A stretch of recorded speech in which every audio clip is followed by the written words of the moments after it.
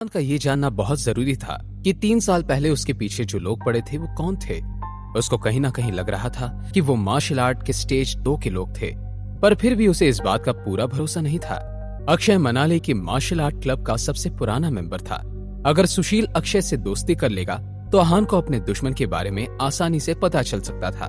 जब आहान इन सब बातों में खोया हुआ था तभी रूम में अस्मिता आई। अस्मिता, रूपल के पेरेंट्स के बारे में कुछ पता चला?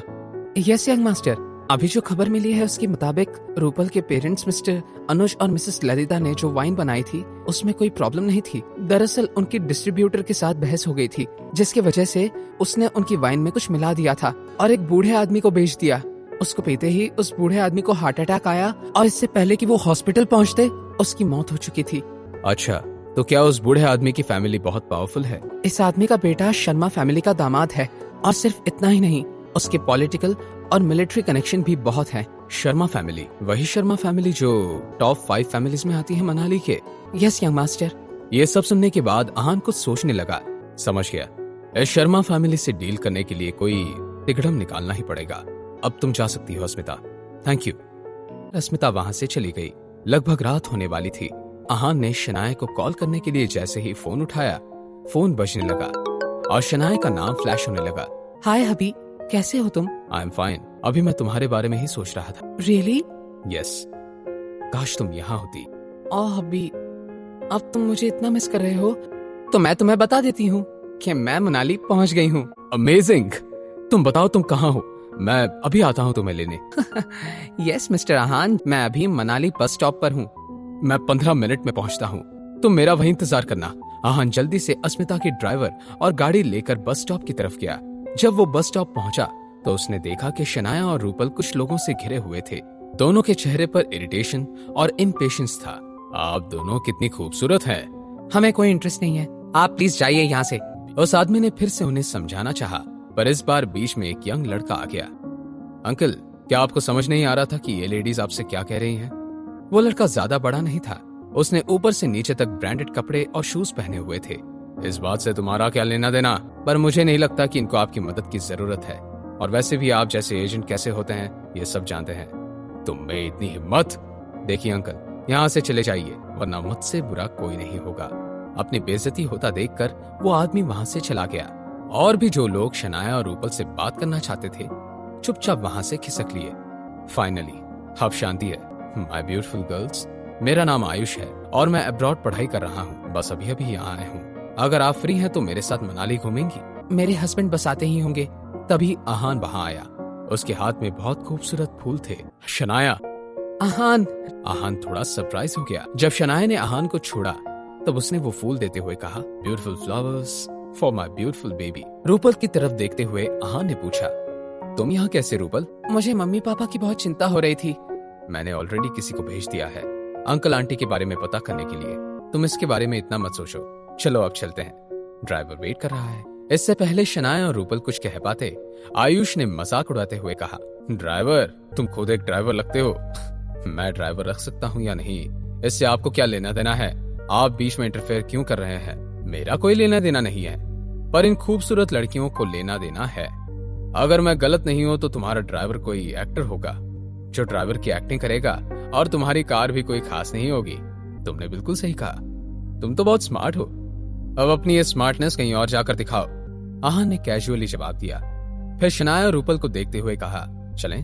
वो जैसे ही कुछ कदम आगे बढ़ा, आयुष को गुस्सा आ गया। रुको, तुम्हारी हिम्मत कैसे हुई मुझसे ऐसे बात करने की? अगर हिम्मत है तो मुझसे शर्त लगाओगे? शर्त? तुम पागल हो गए हो क्या? नहीं, मैं पागल नहीं हुआ हूँ। मैं बस नहीं चाहता कि तुम इन दोनों से झूठ बोलो।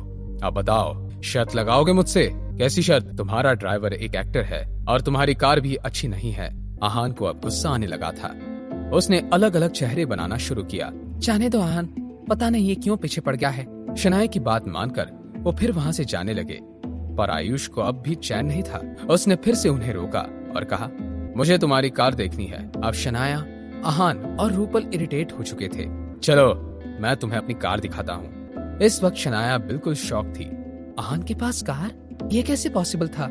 तीनों जैसे ही पार्किंग एरिया के पास पहुंचे, कार वहां नहीं थी। ये देखकर आयुष को बहुत मजा आया।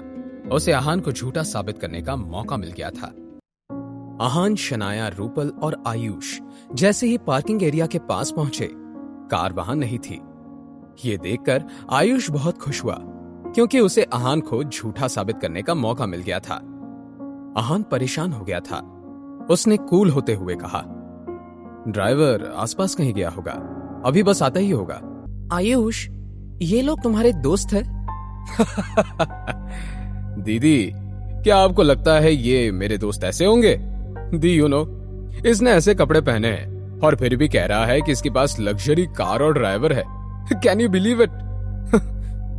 दी, आप कुछ कह क्यों नहीं रही हैं? Don't you find it funny? Aahan को बहुत गुस्सा आ रहा था। वो ये सोचकर परेशान था कि जहां वो भी जाता था, ये आलिया कैसे पहुंच जाती थी।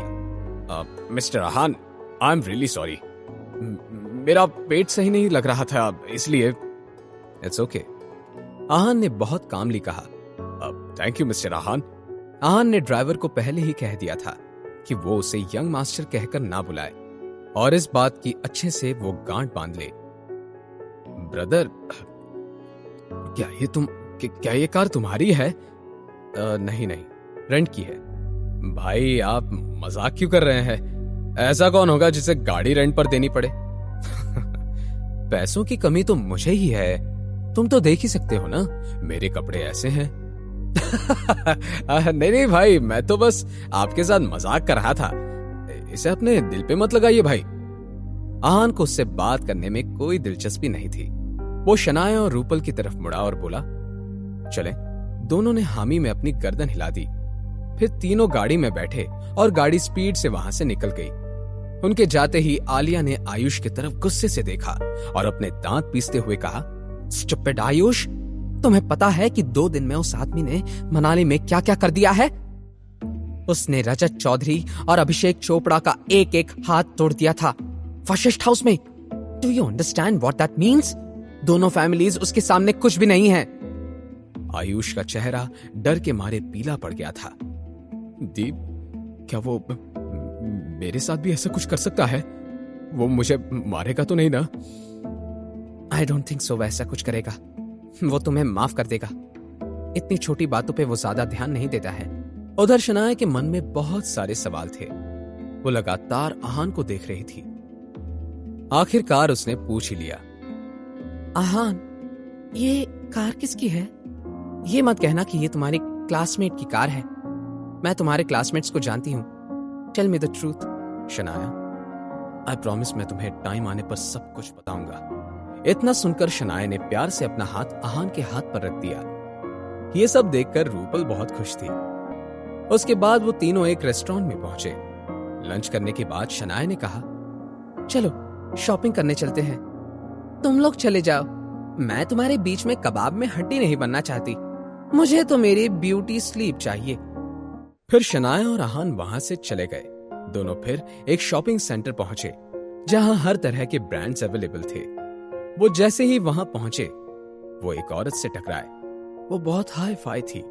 टकराते ही उस औरत ने उन्हें गाली दी और चिढ़ते हुए वहां से चली गई। उसे इग्नोर करते दोनों एक प्राडा के स्टोर में घुसे। तभी शनाया की नजर एक पर्स पर पड़ी और उसे वो बहुत पसंद आ गया। और इसी वक्त वो औरत जिनसे ये दोनों टकराए थे वहां आई और उसी पर्स को निहारने लगी।